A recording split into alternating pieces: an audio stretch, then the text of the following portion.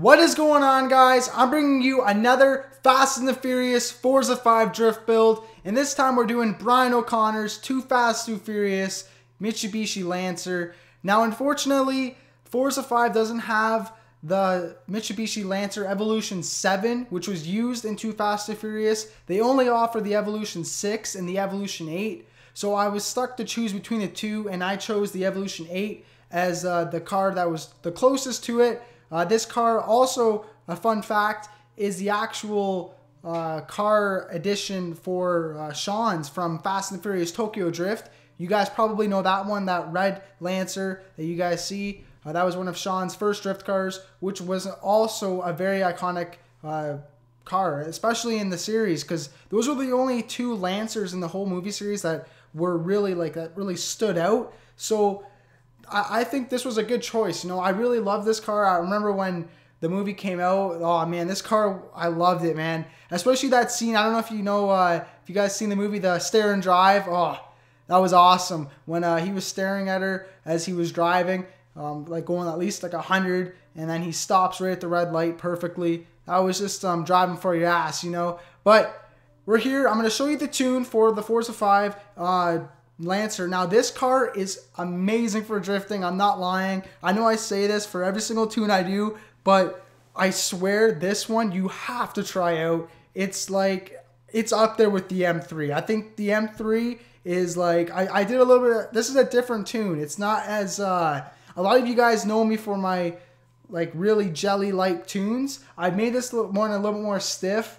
If you guys know what I mean. No, I'm just kidding. But it's a little bit more stiff. I'm not going to lie. It's not as soft anymore. So it's more stable. When I'm going through corners, it's not as like, you're not really taking much of a risk. It goes through them so easy. And it still has that nice jelly, so you get that momentum. So I'm thinking about using this sort of tune now, for now on.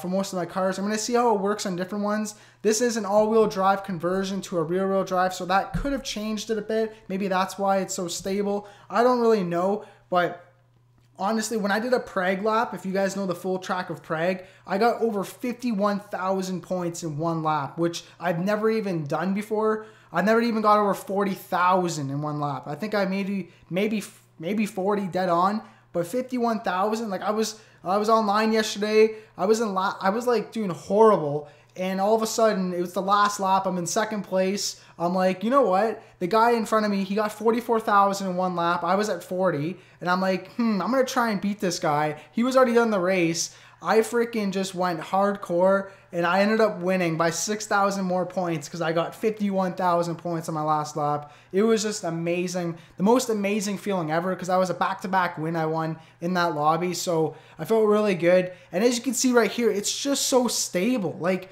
I've never drifted a car this stable before. I think the last one I drifted was in Forza 4, and it was, I think, a 1997 BMW M3. I found that one very stable, but this one is just, it's crazy stable. Now, I know a lot of you guys might be like, oh, well, it's an all-wheel drive car.